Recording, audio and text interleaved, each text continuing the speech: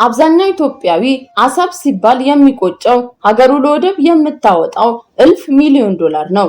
አሰብን ለኤርትራ የሸጡት የቀድሞ ጠቅላይ ሚኒስትር አቶ መለስ ዜናዊና ግብረ አበሮች መሆናቸው የገበያ መሃል ሀቅ ነው።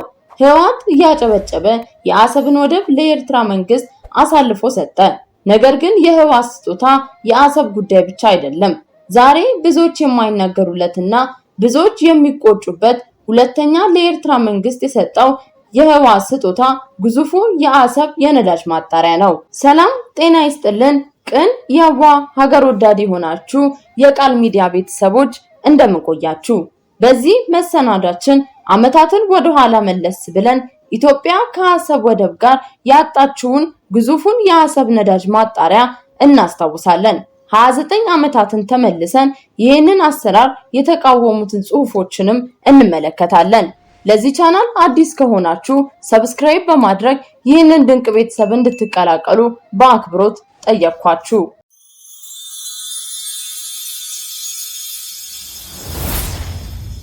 አሰብ ሲባል ቀድሞ ትውስት የሚለን አንድ ሰሞን ኢትዮጵያ የነበራት ወደብ ነው። ምናልባት አንዳንዶች በደቡብ ዳርቻ ሽርሽር ለማድረግ ያሰቡም ይሆናሉ።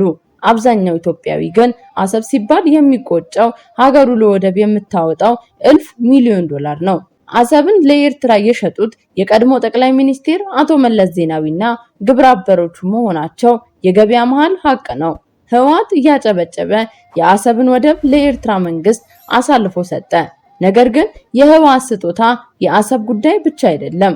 ዛሬም ብዙዎች የማይናገሩለትና ብዙዎች የማይቆጩበት ሁለተኛ ለኤርትራ መንግስት የተሰጠ የህወሓት ስጦታ ግዙፉ የአሰብ የነዳጅ ማጣሪያ ነው። የመጀመሪያው የኢትዮጵያ የነዳጅ ማጣሪያ የተገነባው በንጉስ ኃይለ ሥላሴ ፍቃድ በአሰብ ነበረ። ግዙፉ ግንባታ በዛን ዘመን 45 ሚሊዮን ብር ፈጅቷል። የዚህን ገንዘብ አቅም ለመረዳት ኢትዮጵያ አሁን የነዳጅ ማጣሪያ ለመገንባት ምን ያህል ገንዘብ ኢንቨስት ለማድረግ እንዳቀደች ማወቅ ያስፈልጋል። በፈረንጆቹ 2018 ኢትዮጵያ በአዋሽ ከተማ የነዳጅ ማጣሪያ ገነባለው ያለችው በ4 ቢሊዮን ዶላር ነው። ያኔ በ45 ሚሊዮን ብር የመጀመሪያው የነዳጅ ማጣሪያ በ1959 ዓመተ ምህረት ነበረ በአሰብ ወደብ ያስገነባችው። በወቅቱ በሩሲያ ባለሙያዎች የተገነባው የነዳጅ ማጣሪያ በአመት 500,000 ሜትሪክ ቶን ነዳጅ የማጣራት አቅም ነበረው።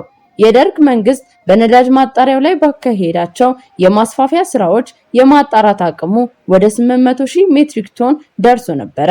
በ1983 ዓመተ ምህረት የመንግስት ለውጡን ተከትሎ የኤርትራ መንግስት የነዳጅ ማጣሪያውን በመውሰዷ ኢትዮጵያ የተጋነነ የአገልግሎት ክፍያ ራሷን ለገነባችው ማጣሪያ እየከፈለች ስትጠቀምበት ቆይታለች። ሆኖም የነዳጅ ማጣሪያው በማርጀቱ የሁለቱን የነዳጅ ፍላጎት ማሟላት ባለመቻሉ ኢትዮጵያ በ1989 ዓመተ ምህረት የአሰብ የነዳጅ ማጣራት መጠቀሟን አቁማ የተጣራ የነዳጅ ውጤቶችን ማስገባት ጀመረች። ከፍተኛ ወጪ የወጣበትን የነዳጅ ማጣሪያ ለኤርትራ መንግስት ተላልፎ መሰጠቱ በወቅቱ የነበሩት ፖለቲከኞች የኢትዮጵያ ሕዝብ ላይ የተተኮሰ ጥይት ነው ሲሉ ነበር የገለጹት። ልክ እንደ ወደቡ የነዳጅ ማጣሪያውም ታሪክ ልብ ሰባሪና የህወሓትን በደል አስታዋሽ ነው። እንደ ኢትዮጵያ ነዳጅ ድርጅት የቀድሞ እቅድ አቀራረብ ከሆነ የማጣሪያውን አቅም ወደ 1.5 ሚሊዮን ኪዩቢክ ሜትር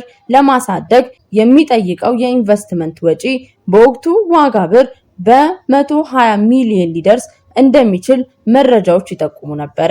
ስለዚህ ይሄኛው ፕሮጀክት ተግባራዊ ቢሆን ኖሮ የማምረቻ ድርጅቱ ከፍተኛ የውጭ ምንዛሬ ለማዳን አስተዋጽኦ ይኖረው ነበር።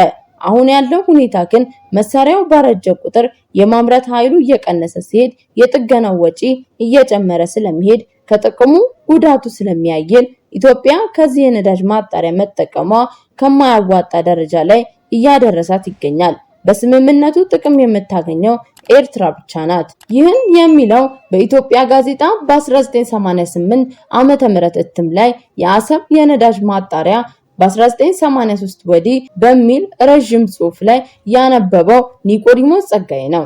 የተጠቀሰው ስምምነት ተግባራዊ ከሆነበት ከ1991 እስከ 1992 እና ከ1993 እስከ 1994 ድረስ በውሉ ስምምነት ድፍድፍ ሲጣራ 8% የሚያክለው ከተጣራው ነዳጅ ጋር ብንደምረው ለኤርትራ የሚመደበው ድፍድፍ ነዳጅ ድርሻ 115344 ሜትሪክ ቶን ሲደርስ ለ1 ሜትሪክ ቶን የ3 ዓመት አማካኝ ድርሻ በውጭ ምንዛሬ ሂሳብ 540 ብር ቢገዛ በእያንዳንዱ ዓመት 62 ሚሊዮን 747360 ሲሆን በ3 ዓመት ውስጥ ከ109 ሚሊዮን ብር የውጭ ምንዛሬ ኢትዮጵያ ለኤርትራ መስዋዕትነት ትከፍላለች ማለት ነው። የኢትዮጵያ ንግድ ሚዛኗ ሲዛባ ያንኑ ያህል ለኤርትራ የውጭ ሚዛኗ ከፍ ይልላታል። በውሉ አንቀጽ 11 መሰረት በጠቅላላው የማጣራት ስራ ለድፍድፍም ሆነ ለነዳጅ ለሰራተኛም ህይወትም ጉዳት ካሳ ከሰራተኛ ስራ ጋር ለሚጠፉም ሆነ ለሚባክኑ ለተሽከርካሪ አደጋ የኢትዮጵያ መንግስት የኢንሹራንሱን ወጪ ይሸፍናል።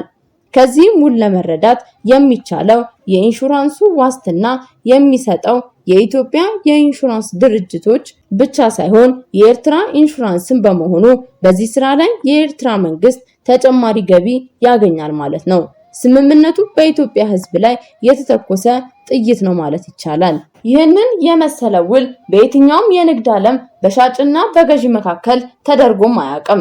ትብብር እንኳን ለማድረግ ቢፈለግ ዓላማው በግልጽ ተረጋግጦ ኢትዮጵያ መደገሷ ታውቆ ስምምነቱ የኤርትራ ኢኮኖሚ ካንሰራራ በኋላ እዳዋን የምትከፍልበትን አለበለዚያም ያለውን የማምረቻ ፋሲሊቲ ሁለቱም ሀገሮች በጋራ ሳድገውት የጋራ ተጠቃሚ ሊሆኑ የሚችሉበትን ሁኔታ መፍጠር ነበረበት። ስምምነቱ አንቀጽ 4 ላይ እንደሚለው የኢትዮጵያ ሽግግር መንግስት ከነዳጅ ማምረቻ ውጪ ሂሳብ ከየትኛውም ወጪ ላይ የማይቀነስ በነዳጅ ድርጅቱ ውስጥ ሰራቸው ያላለቀላቸው የእድሳት ስራዎች ወጪም ይህ ብቻ አይደለም፣ በዓለም ገበያ ገዢ የማይገኝለትን የኤርትራን ምርት ኢትዮጵያ ትቀበላለች።